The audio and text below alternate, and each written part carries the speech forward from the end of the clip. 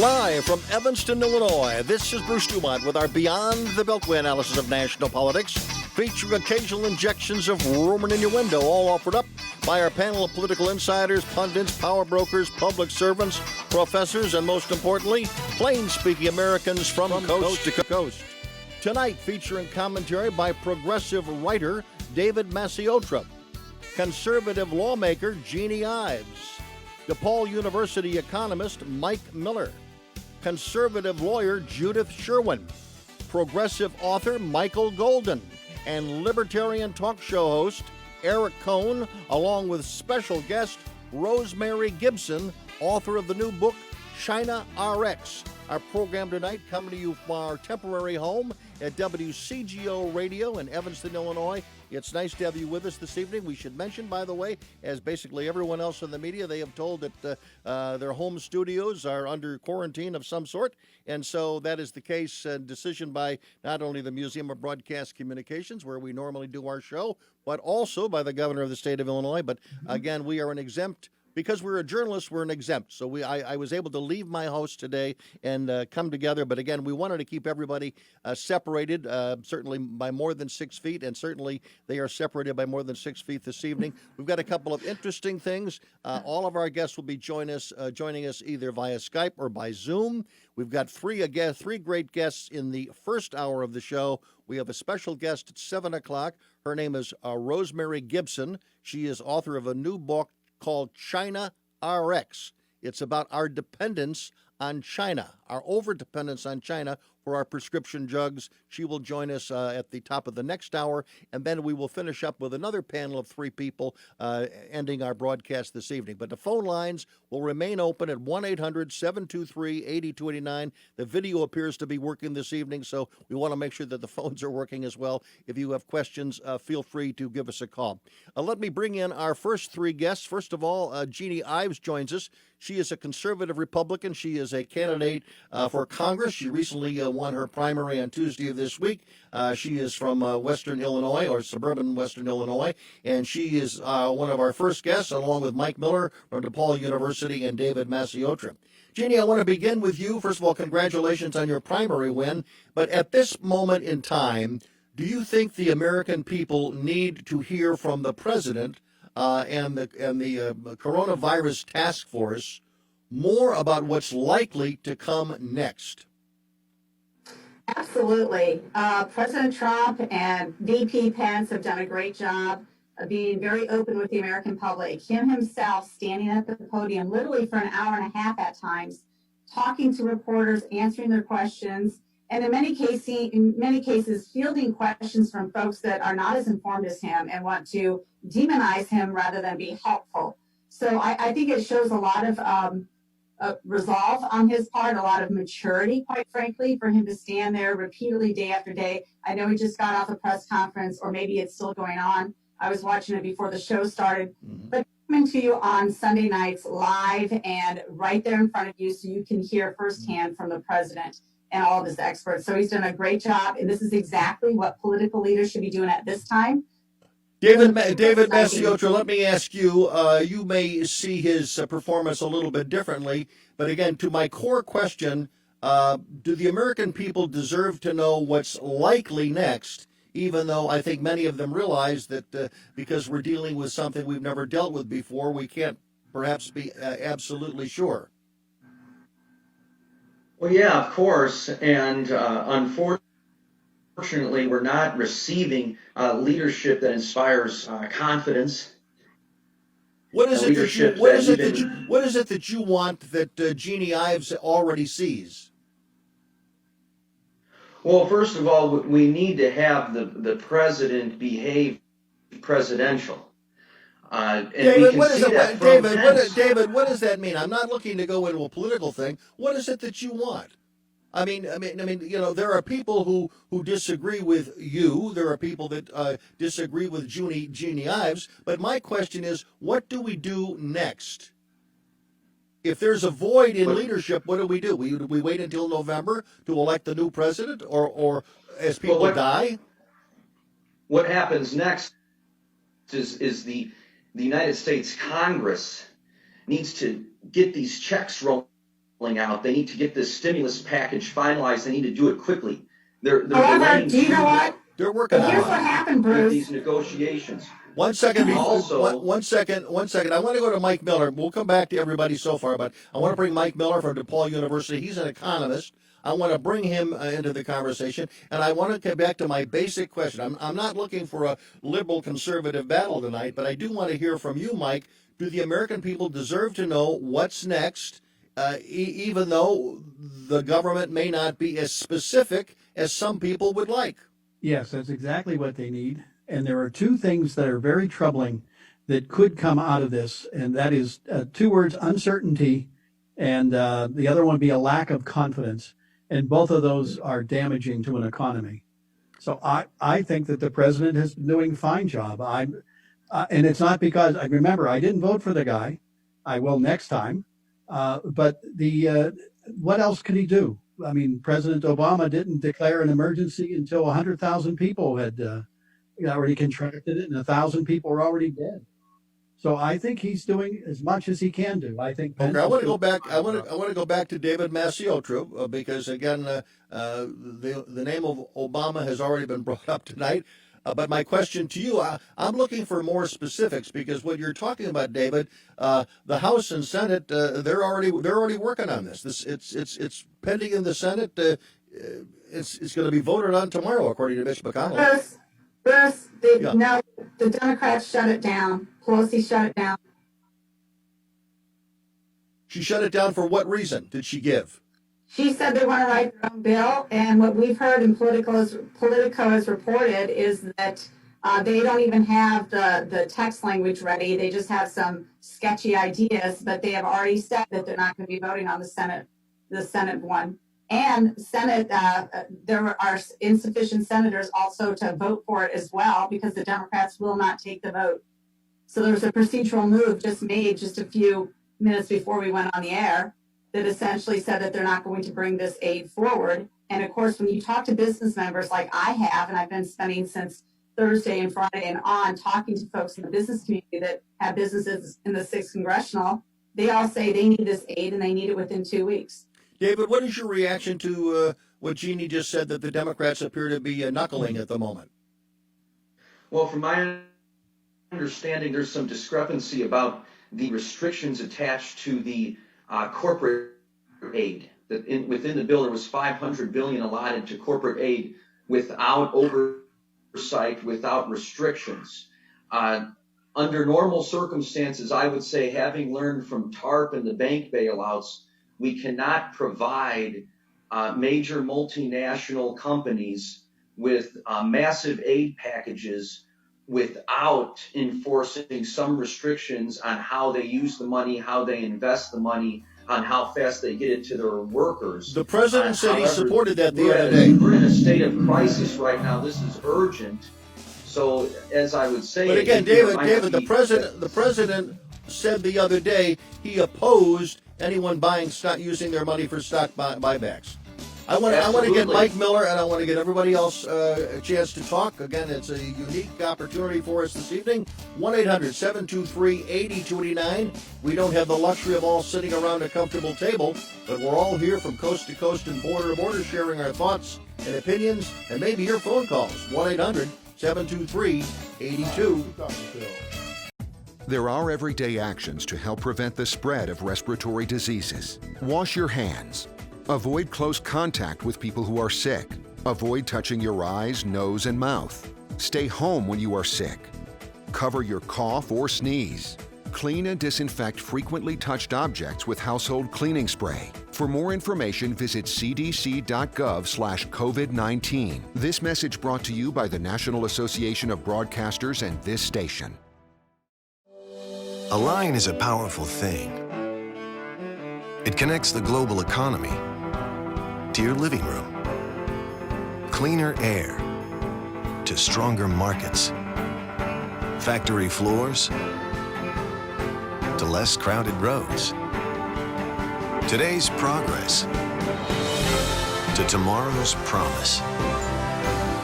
Norfolk Southern. One line, infinite possibilities.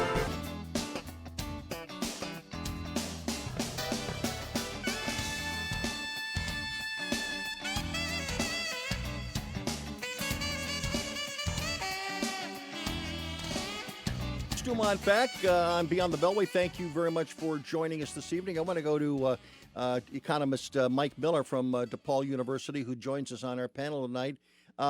Mike, are you satisfied with the way in which the governors are responding to this crisis? I don't think they have any choice, but I'm very concerned that we're not properly weighing the costs and benefits here. We've had outbreaks before of illnesses which have cost us lives and people getting sick, but we've never shut down an economy over it. And I just hope that the cure is not worse than the disease. And I'm not convinced yet that this is the right thing to do. David Masiotra, do you agree with that? No, because it's certainly a concern, but what you're essentially saying is that we should feel comfortable risking people's lives. Yes, yes, thousands of people's lives. We do it every day in order when we drive to cars. Protect corporate profits and the efficiency of the economy. And that seems irresponsible, even though I know that your intentions are good in that statement. But just think of all the people who have to live paycheck to paycheck, where you just told them so that somebody may not die or may not get sick. You're going to tell millions of these people that they have no income for the next couple of weeks. They may not be able to make their rent payment at the end of the month, or their credit card payment, or their car payment. A couple of years. I think that has to be taken into account before you impose these Jeannie kinds Ives, of... Well, it presents a philosophical... Okay, I want Jeannie Ives to weigh in on this. On this particular point, Jeannie, do we have to put a stop end on this bailout or these financial plans to save the economy? Well, look, first of all, it's not a bailout. This is far different than what we did in 0809. This is a much more severe instance where literally government is telling businesses you cannot operate. That is not what happened in 0809. They didn't say businesses couldn't operate. And by the way, the big banks that got bailed out in 08, 09, now the best thing that they could do is extend letters of credit to businesses so that they can maintain their employees on their payroll, which is far better than pushing them off to unemployment and off into a food stamp situation or putting them on Obamacare at that point. It's far better to maintain these businesses and get over the hurdle. Now, the good thing that Trump has done is he has avoided the idea that he is going to shut down the entire country. He understands this is a very, in many cases, localized situation. Over 50% of the cases are happening in 3 different states. There are vast swaths of the American populace, quite frankly, that are not going to be affected by this in any meaningful way. And in fact, there's a number of people, including my husband, that are going to work every single day. And so so this virus is going to hopefully run its course, hopefully be contained, but we're not shutting down the whole economy, even under a shutdown in Illinois, for example. We're not doing that. And what's really horrible is the fact that you have the Illinois governor go after Donald Trump for supplies that he didn't feel Illinois had. But the Illinois governor, J.B. Pritzker, has not yet said that we've had 9 deaths in Illinois, and I know that's horrible. But the last update, when you looked at the COVID statistics that I just looked at before this show started, in Illinois there was nobody that was deemed to be in the hospital. Now, are there people in the hospital? More than likely. But he has not said what amounts does he really need? How many beds are free or not free? How many are occupied by this virus? How many masks do you really need? There's been nothing, no detail at all, just ad hominem attacks on our president. Is there, David, back to you, is there, in your view, confusion to the general public who maybe is watching these briefings not only from the White House and Vice President Pence, but they're also watching daily briefings from governors? And some of these things are different than what the president is saying. Not all, but I'm wondering whether you think that this is part of a confusion that may be out there in the messaging on this. Yes. Part of it is the result of our entire system of governance, which we're not going to change. We have a federalist system of governance in which we're going to have 50 governors plus the president relaying messages to the American people. That's not going to change. But the White House, and this is strictly from a public relations, public communications standpoint, could improve its performance by, first of all, narrowing down the amount of people who answer questions. It adds to the chaos and the confusion to answer by committee, to have 5 people give an answer to every reporter's question. Also, but David, there are some experts there. In other words, I don't want the president weighing in on a scientific matter, and he got himself in trouble this past week when he did on the possible medicine that might be available. But I want Dr. Fauci to weigh in. I want Dr. Birx. I think Dr. Birx, I'd like to hear a lot more from her. But some of these people can address certain things. The new head of FEMA can certainly address some of the supply issues. But what concerns me is, like today, the governor of Michigan was on.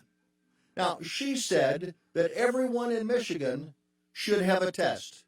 That's completely contradictory to what Fauci and Birx and everyone has been saying out of Washington. She said, well, everybody should have a test. I mean, that is, she may be auditioning to be Joe Biden's running mate, but that's a totally irresponsible statement. That's not irresponsible, Bruce, because we can. That statement is a leap too far. But we do know that here's a politician doing. I mean, here you have a situation where the president is, in this case, he's on the side of science. And Governor Whitmer, she's out there playing politics. No, but let's identify 2 poles of difference. What you just identified and correctly criticized was a statement of excess. Yes. We do know, however, that the Trump administration received warnings from intelligence agencies as early as January about the potential pandemic of coronavirus. Yeah, and then they action. Simultaneously, Trump told rally-goers that it was a hoax perpetuated by the Democrats. It was a hoax. He didn't say that. He said the Democrats were using it as a hoax. Mike Miller, just a minute. David, I want to go to Mike Miller because you said a couple of things that they've been reported. They're not locked in. And by the way, I just want to say there's going to be plenty of time to do, after action reports on this. I mean, there's going to be books written for decades on this. But right at the moment, we should be looking about what can we do next, which I come back to my question. What are we doing next? And when you have a governor saying one thing, she's not, by the way, Governor Cuomo and Governor Newsom are not saying different things in the federal government. They're not even criticizing the federal government. Let me just make one. And they're applauding Trump. Yeah. Say again? They applauded Trump, actually. Yes. Governor Cuomo, Newsom, Dana Bash from CNN. Yeah. Go ahead, Mike Miller. No, Trump was talking about the Democratic response to what he was doing. And do remember, David, I know what you're saying about we were warned this would be a pandemic. I didn't believe it would be one. But the president was the one who closed the border first to China, and he was attacked. He was called a racist and a xenophobe. And it wasn't for weeks and weeks after that they finally relented.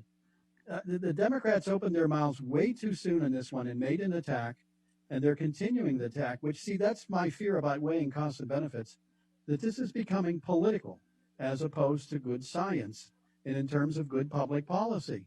That people are taking positions, orange man bad, and therefore anything he does is a problem. And I as an economist, again, you got to weigh costs and benefits. And that the woman from the governor from Michigan, what a silly thing to say that you would test people who are showing no symptoms whatsoever. That's a complete waste of funds and of test kits and the times of doctors and nurses and analysts who would figure out whether or not that this is a positive or negative. Jeannie Ives, a lot of the criticism, at least from the media this past week, has been that the president, announced that he was going to, authorize defense, procurement measures, and then he didn't do it. Now, again, he volunteered that some of the companies that he was thinking about, they volunteered to do it. Do you have any knowledge at all about other companies that may be volunteering to do things that have not received the phone call from the president yet? Well, there's a company just here in Geneva, Illinois, that's part of Technology and Manufacturing Association, and they reported that that company was, teed up to provide specialty parts that go into ventilators. So there's manufacturers that are absolutely doing this on their own. So why would you, first of all, nationalize any of the production methods, especially when the government we know is not the experts, and especially when you have companies coming forward voluntarily to do just that. That's exactly what we do as Americans. We come together to solve the need at that moment. And our corporations have been great actors in this. They have been really tremendous. Everything from distilleries, converting their operations into making hand sanitizers to, automobile manufacturers making ventilators. We have really great cooperation. And that's because Trump has been on the forefront of talking to them one-on-one and telling them what we need. So the government's not controlling this, and they shouldn't, but they are talking to these folks and asking them to help. And they're coming forward and helping. And so that's the way we want to do it in America. Is there anything that's happening, David, that you think is being well done? I need a 15-second answer. Yes, absolutely. Yes, absolutely. But to my previous point that What's the positive thing that's being done? Excuse me? What's the positive thing that's being done? Oh, some of the coordination with the states. I think that finally we're in this shutdown and social distancing, which is good. Dr. Felucci is an excellent spokesperson providing answers to the American people. We'll be right back. Don't go away. Flintstones, meet the Flintstones, they're the monster family. From the town of Beltway, meet George Jetson. His boy Elroy. With instant acceleration, electric cars are more fun to drive and more affordable than ever. Electric cars are here. Plug in to the present.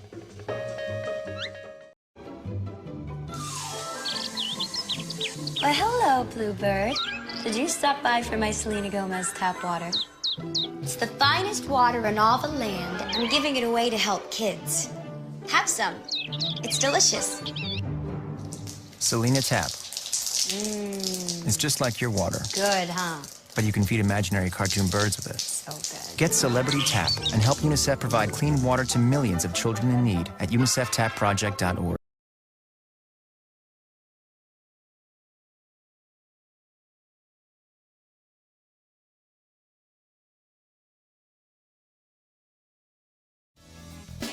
Bruce DuMont back in Evanston, Illinois, which is where we are doing our broadcast from this evening and probably for the foreseeable future because our studio at the Museum of Broadcast Communications has been shut down. We are following the directive of the state of Illinois to basically shelter in place. And so a journalist is someone who is exempt from that. So I am playing that role tonight as my guests are joining us from afar, at least within the state of Illinois and in the Midwest. And we're going to take a moment to let each of them take about 10 seconds to introduce themselves. And we're going to begin with David Masiotro. David, you're the contrarian tonight to tell us who you are and where you're from.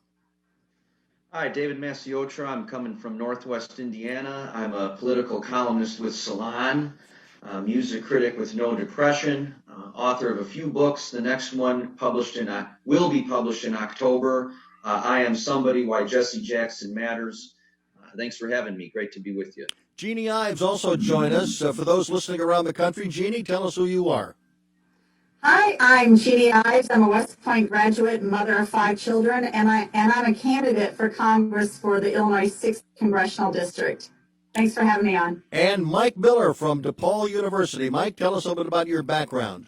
Well, I got a PhD from the University of Pittsburgh after attending Slippery Rock State College. So I'm the pride of Slippery Rock, and I've been at DePaul since 1980, so I'm in my 40th year. Very good. I understand we have a caller on the line.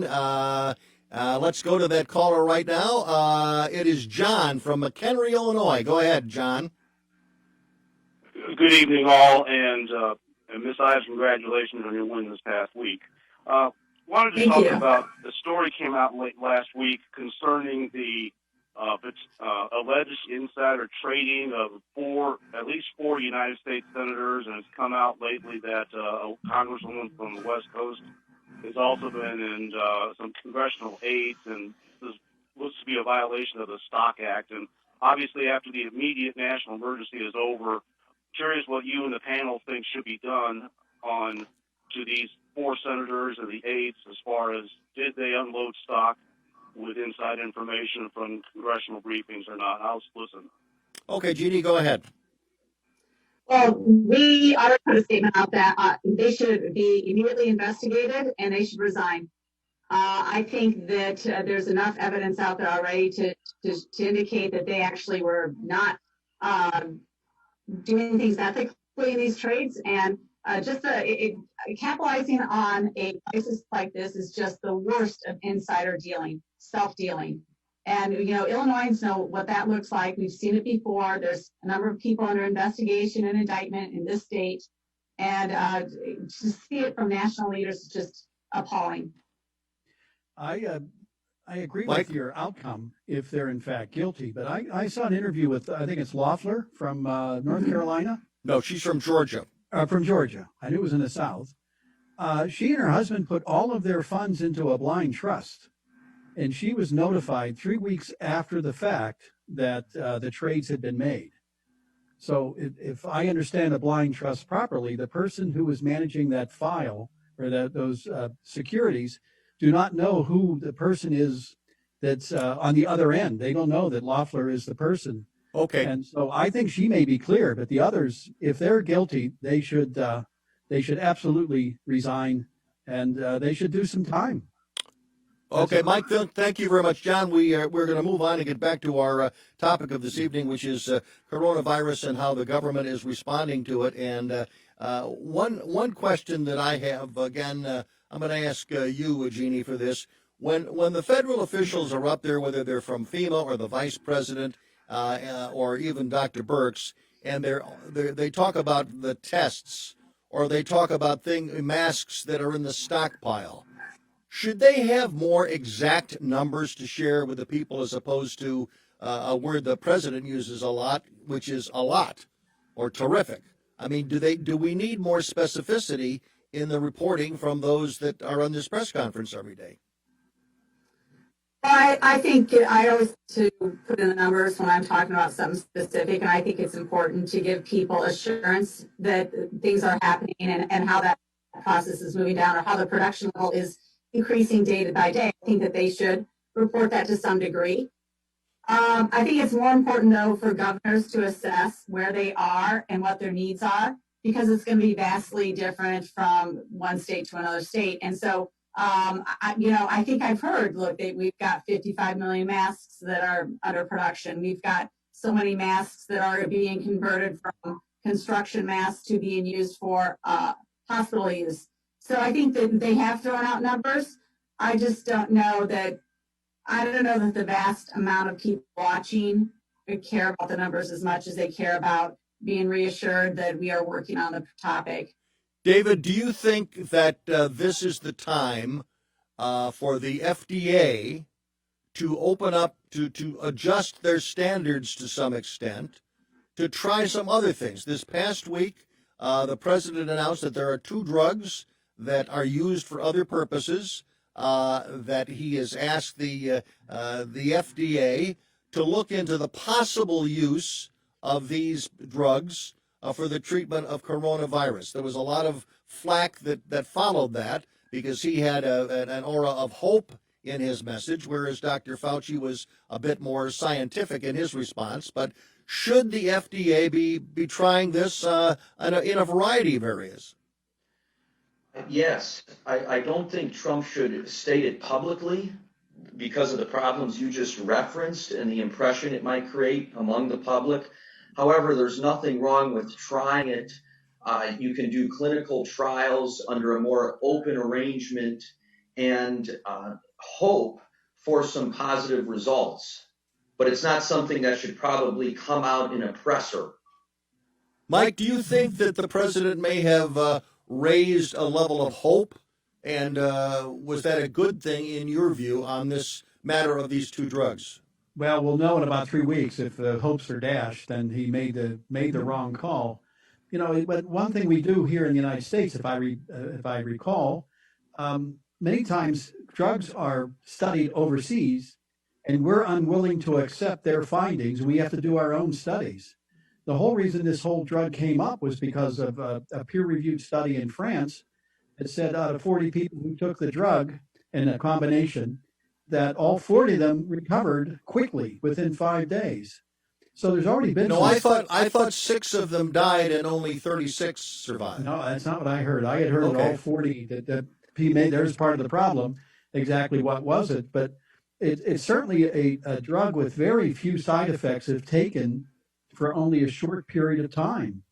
And it seems to me this is the hydrochloroquine. If I were sick with it, and I guess I would say to my doctor, could you get me a dose? Let's try to take care of this. Jeannie, are you willing to roll the dice on this? I'm sorry, Bruce? Yeah. You know what's interesting here is that we have numerous biomedical facilities and pharmacy folks that are actually testing this on their own, which is terrific. We've got lots of 80% of the new drugs are developed by small companies that are looking for the next cure for anything. So we've got a lot of capacity to go out there and test and figure out the right solution here. And when we find a vaccine, we then can amp up the production with that almost immediately, which is terrific. So I'm pretty impressed actually with our scientific community and how quickly they've been doing this. And it's also really impressive that we've been able to get rid of some of the regulations that in the past have prevented us from bringing new drugs to market very quickly. David, would you echo that? Yes, generally, yes, I would. Just to finish the point I wanted to make earlier, because it got cut off and I don't want to leave you with the wrong impression that I was in agreement with Governor Whitmer. I was trying to say that there's 2 poles of extremity, and she represents one extreme with that statement that every resident should get tested, which I think we can all agree was wrong and short-sighted and irresponsible. But also we know now, and this is beyond dispute, that we did not have the testing capacity necessary at the onset of this, like we saw in South Korea and Taiwan and other countries. So we can identify the truth in the middle that we should have more testing than we do, if not running the lengths that Governor Whitmer proposed in her press statement. Mm-hmm. Hey, Bruce, on that note, within 24 hours, we were able to put together, at least scientists were able to put together 2 new tests when we knew that testing was an issue. But I agree. I mean, this is something that needs to be analyzed long term as to why were we cut short with too few tests, and yet South Korea seemed to have that in the bank. I mean, I don't know. Do we just stockpile tests for potential things? I'm not sure how that all works, but certainly it's something for us to analyze once we get a handle on all this. Well, I'm wondering also, I mean, obviously I am one of I think millions of people who cheer Dr. Fauci. I think he's a great spokesman, but if indeed we had a problem in the past, I mean, he was there in the past. I mean, he's been around a long, long time. So, I mean, if we were devoid of tests, was it and I'm not pinning this on him, but was it a lack of vision of what could happen? Because, people said the same thing about 9/11. There's no way that people could have imagined that people were flying planes into buildings, and yet there were many people out there, perhaps they weren't in government, it certainly wasn't Condoleezza Rice, who couldn't comprehend how that could happen. Yes, and I'll add another example, Hurricane Katrina.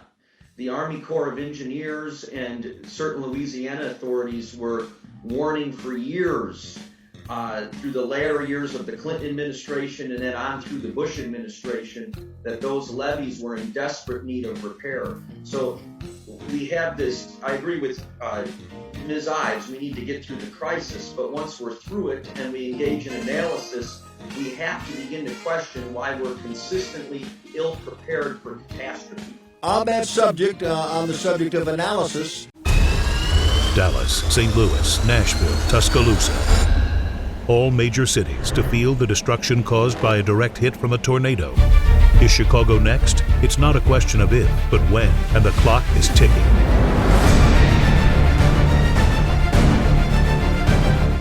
Learn what to do now at ready.illinois.gov to become tornado ready.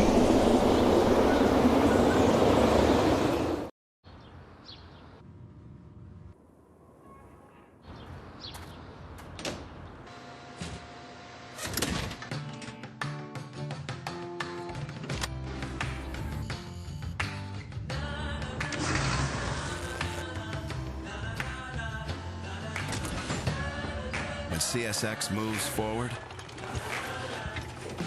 so do the rest of us.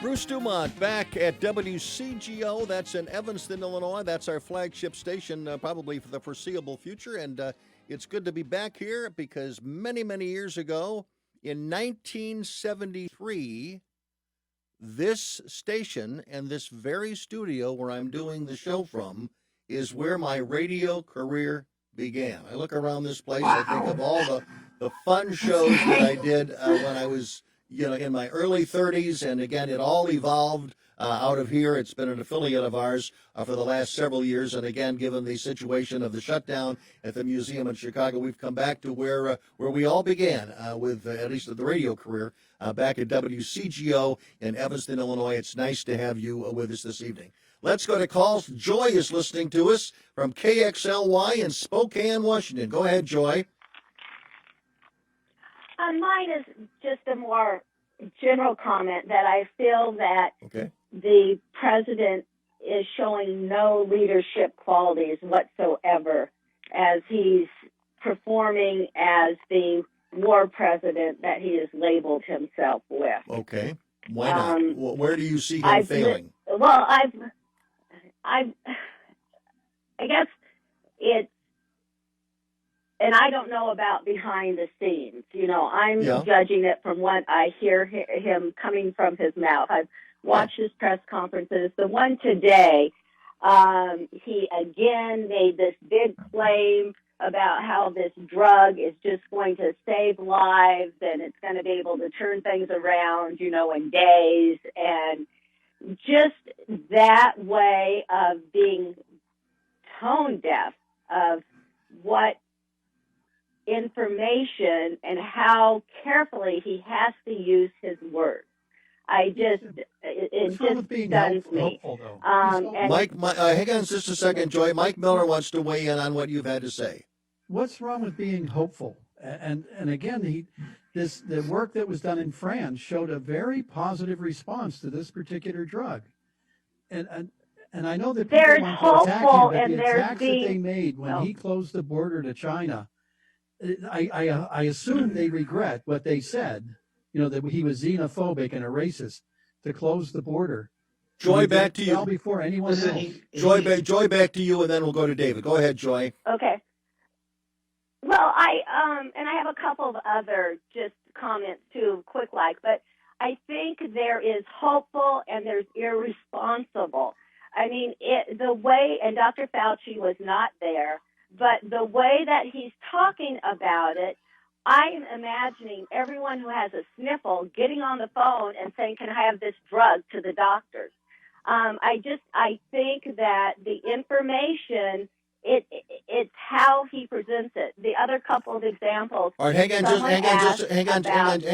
just a second. I want to go to David Masiotro. Okay. By the way, you're unique because we have been opposite the president, so we don't know what this press conference did. Everyone that's out there listening who listened to the president and is listening to this show now, you can all offer your instant analysis because we are at a disadvantage, and I want to go to David Masiotro, who wants to agree with at least a portion of what you've said thus far. David?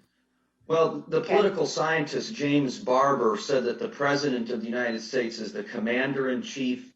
He's also the communicator-in-chief. And in a crisis, public communication is, to a certain extent, public policy. So when we see a reporter ask the president, what would you say to Americans who are scared? And he responds by saying, I'd say you're a terrible reporter. That in itself is a failure of leadership. He's failing to provide comfort, calm, and confidence in a time of crisis. And I will say, so that this isn't entirely partisan, Mike Pence is not showcasing a similar failure. Mike Pence communicates as a leader.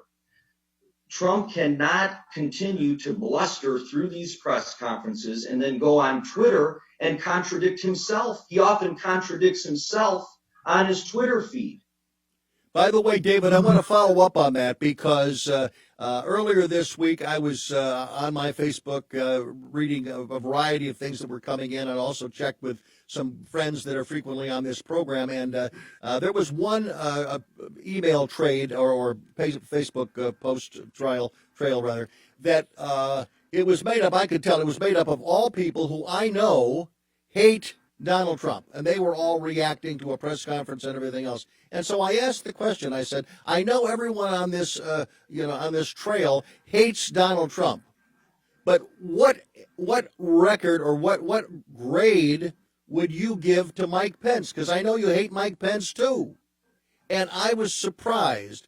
There was a unanimous response, about 7 or 8 people from professional Trump haters, all of whom said basically what David just said.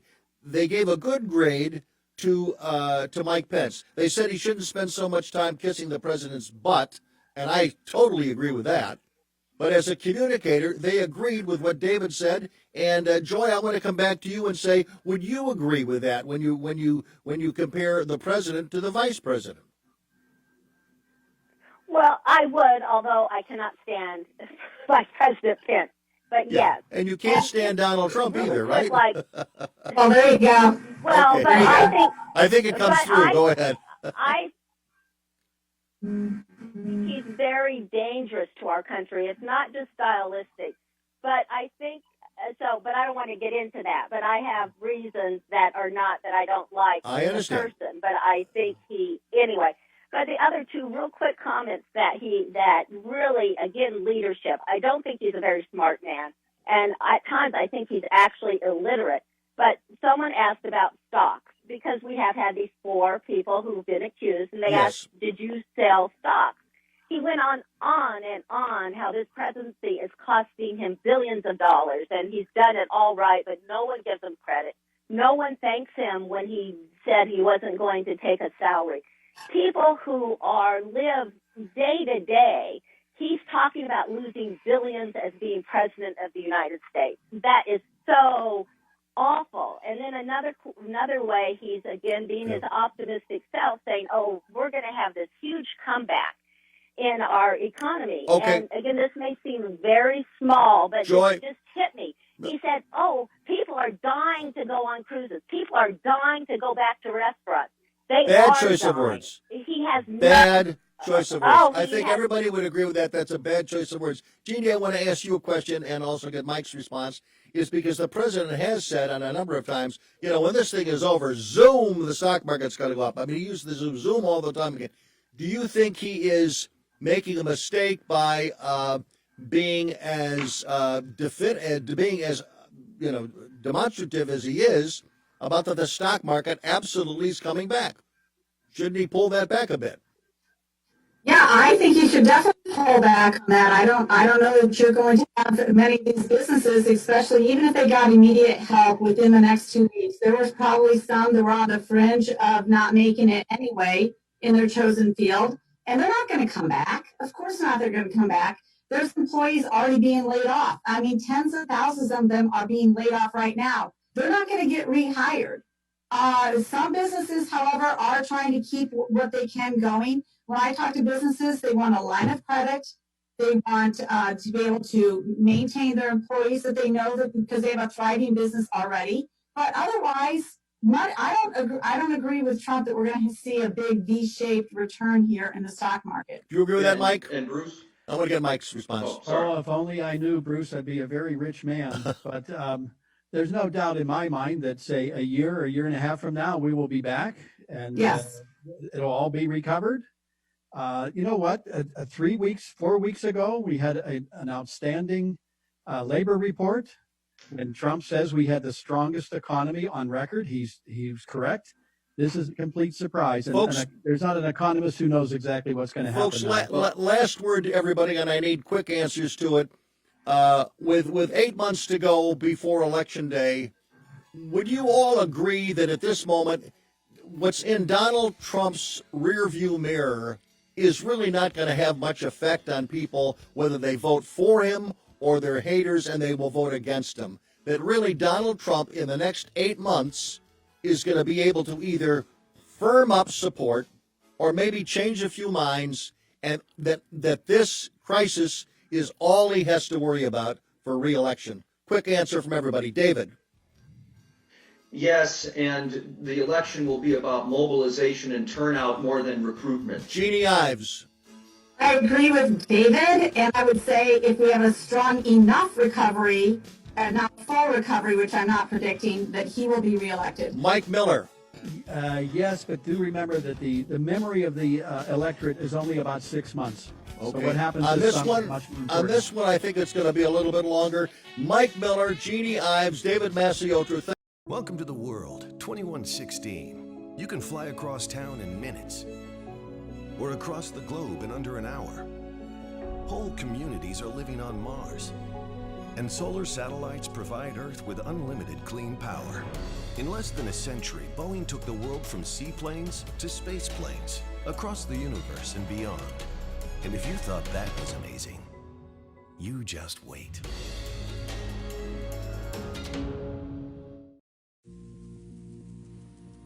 Today, fresh fruits and vegetables will go from a field in California to a grocer in Miami.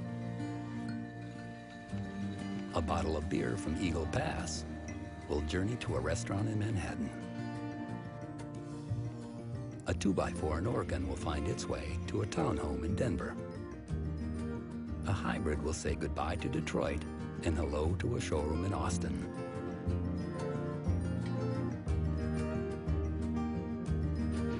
While a steel beam will leave a mill in Illinois for a high-rise in Phoenix. And a flat screen in China will head to an electronics store in Memphis.